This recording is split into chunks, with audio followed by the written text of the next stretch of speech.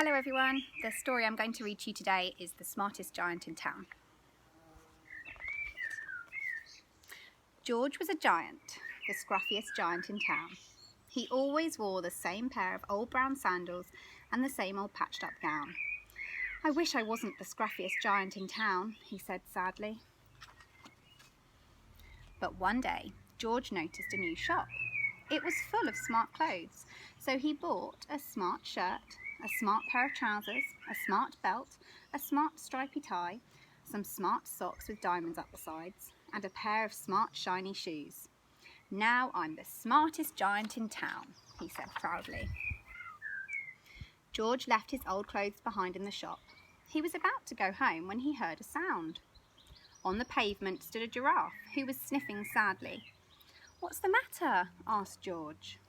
"It's my neck," said the giraffe. "It's so very long and so very cold. I wish I had a long warm scarf." "Cheer up," said George, and he took off his stripy tie. "It didn't match my socks anyway," he said, as he wound it round and round the giraffe's neck. It made a wonderful scarf. "Thank you," said the giraffe. As George strode towards home, he sang to himself, "My tie is a scarf for a cold giraffe, but look me up and down, I'm the smartest giant in town." George came to a river. On a boat stood a goat who was bleating loudly. "What's the matter?" asked George. "It's my sail," said the goat. "It blew away in a storm. I wish I had a strong new sail for my boat." "Cheer up," said George, and he took off his new white shirt. "It kept coming untucked anyway," he said, as he tied it to the mast of the goat's boat. It made a magnificent sail. "Thank you," said the goat. George strode on, singing to himself, "My tie is a scarf for a cold giraffe, my shirt's on a boat as a sail for a goat, but look me up and down, I'm the smartest giant in town." George came to a tiny ruined house. Beside the house stood a white mouse with lots of baby mice. They were all squeaking. "What's the matter?" asked George. "It's our house," squeaked the mother mouse. "It burned down and now we have nowhere to live. I wish we had a nice new house." "Cheer up," said George, and he took off one of his shiny shoes. "It was giving me blisters anyway," he said, as the mouse and her babies scrambled inside. The shoe made a perfect home for them. "Thank you," they squeaked. George had to hop along the road now, but he didn't mind.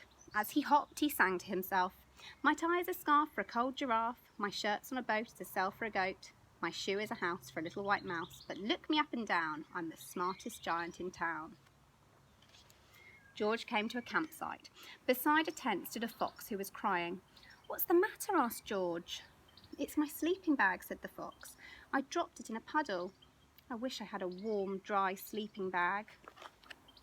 "Cheer up," said George, and he took off one of his socks with diamonds up the sides. "It was tickling my toes anyway," he said, as the fox snuggled into it. It made a very fine sleeping bag. "Thank you," said the fox. George hopped on, singing to himself, "My tie is a scarf for a cold giraffe, my shirt's on a boat as a sail for a goat, my shoe is a house for a little white mouse, one of my socks is a bed for a fox, but look me up and down, I'm the smartest giant in town." George came to a big squelchy bog. Beside the bog stood a dog who was howling. "What's the matter?" asked George. "It's this bog," said the dog. "I need to get across, but I keep getting stuck in the mud. I wish there was a safe dry path." "Cheer up," said George, and he took off his smart new belt. "It was squashing my tummy anyway," he said, as he laid it down over the bog. It made an excellent path. "Thank you," said the dog. The wind started to blow, but George didn't mind. He hopped on, singing to himself, "My tie is a scarf for a cold giraffe, my shirt's on a boat to sell for a goat, my shoe is a house for a little white mouse, one of my socks is a bed for a fox, my belt helped a dog who was crossing a bog, but my trousers are falling down. I'm the coldest giant in town." Suddenly George felt sad and shivery and not at all smart. He stood on one foot and thought. "I'll have to go back to the shop and buy some more clothes," he decided. He turned round and hopped all the way back to the shop. But when he got there, it was closed. "Oh no," cried George. He sank down onto the doorstep and a tear ran down his nose. He felt as sad as all the animals he had met on his way home. Then out of the corner of his eye, he saw a bag with something familiar poking out of the top. George took a closer look.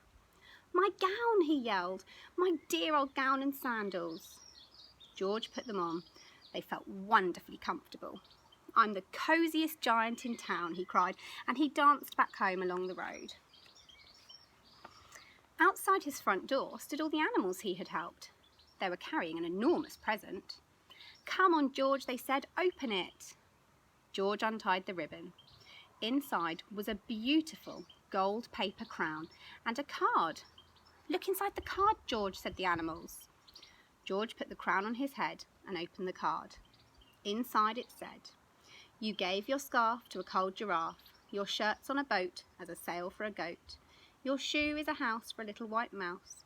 One of your socks is a bed for a fox. Your belt helped a dog who was crossing a bog. So here is a very fine crown to go with the sandals and gown of the kindest giant in town." I hope you're all keeping safe and well at home, and we'll see you all soon.